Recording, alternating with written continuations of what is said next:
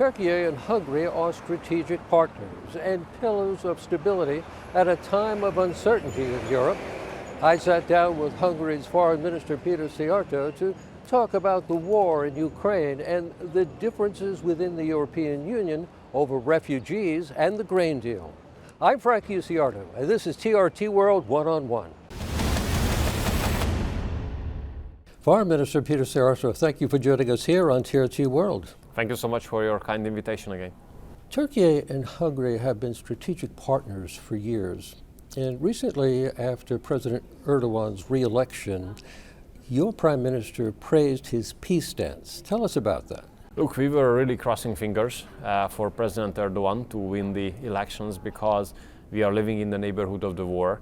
And if I look back for the last 1 year, 3 months and 3 weeks already, the only successful mediating effort was completed by President Erdogan by putting together the grain deal.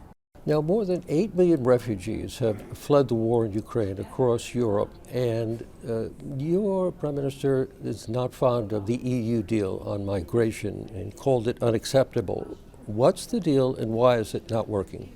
So when it comes to the refugees from Ukraine, we accept all of them. We allow all of them to come in because we are the first safe country for them. But for the migrants coming from faraway regions of the world, we are not ready to let them come in because they have crossed already a series of safe countries. And when it comes to the migration deal, made by the European Union, that's unacceptable because we already had a clear decision that there would be no obligatory quotas of redistributing the migrants.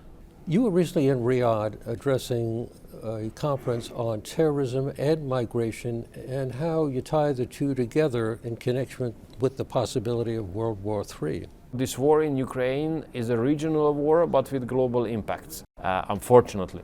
On migration and terrorism, you know that one of the root causes for migration is the growing threat of terror. So once the threat of terror is growing, the more people are being forced to leave their homes, and the more people are on the move, the bigger the chance for people with bad will, like terrorists, to hide among them and move basically freely from one country to another, with having the chance to commit terrorist attacks over there as well. The Black Sea Grain Initiative, that has been controversial for several reasons.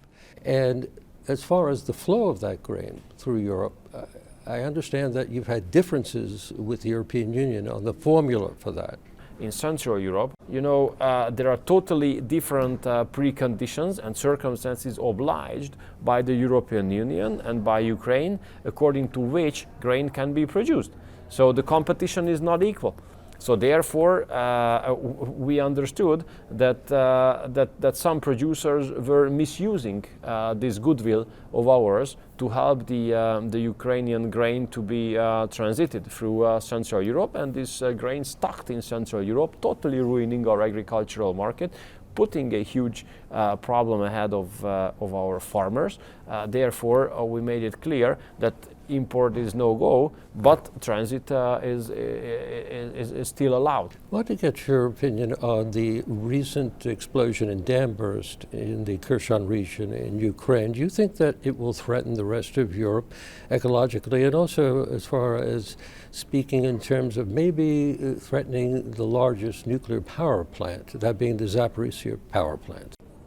We think that what happened at the dam underlines the importance of making peace. But I mean, it's not only the dam. I mean, let's recall the blowing up of the Nord Stream pipeline.